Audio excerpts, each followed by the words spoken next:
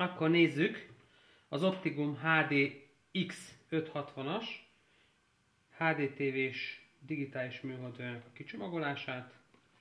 HDTV vétel is alkalmas, mint tudjuk.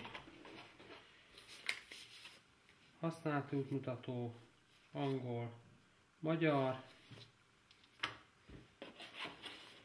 Oldalsó részben távirányító az elemekkel, hálózati tápegység és hálózati tápegységnek a zsinórja, és egy oldalra, távirányító, nézzük a gombjai, kellemesen kezelhető, elemtartó. A szemeket most már nem csomagolom ki, ezt mindenki el tudja képzelni. Most nézzük a lényeget. Itt a készüléknek az előlapja. A kártyafogadó, modulfogadó.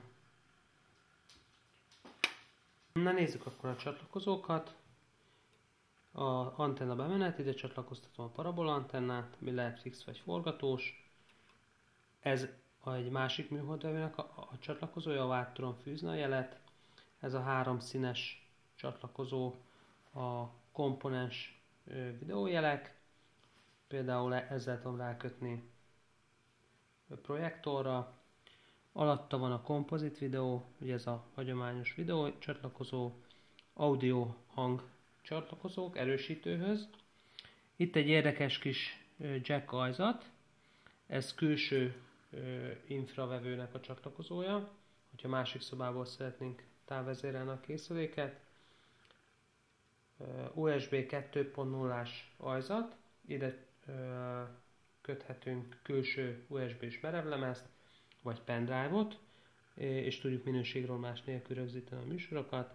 Mellette van a HDMI, ugye ezen megy ki a digitális kép és a hang az LCD tévékhez vagy plazma tévékhez. Mellette a hagyományos 21 pólusú SCART csatlakozó. Fölötte a SCART fölött van a digitális audio kimenet. Házimoz erősítő ez, itt az 5.1-es hangot tudom átvinni. Mellette RS232-es, ez egy szerviz csatlakozó szoftverfrissítéshez.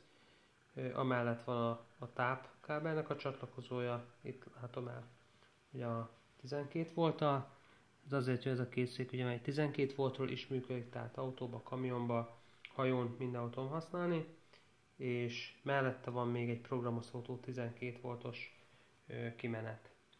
Ennyi a hátoldal, most nézzük meg az előlapot.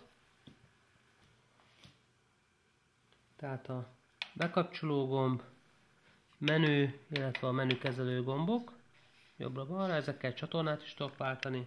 Itt a lehajtható ajtó mögött pedig kártyafogadó nyílás, illetve a dekóder fogadó nyílás található. Jó.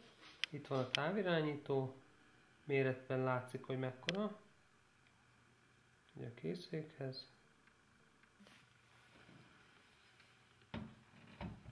Jó, még annyit akartam bemutatni, hogy a hálózati csatlakozó kábelt, hogy ide lehet bekötni.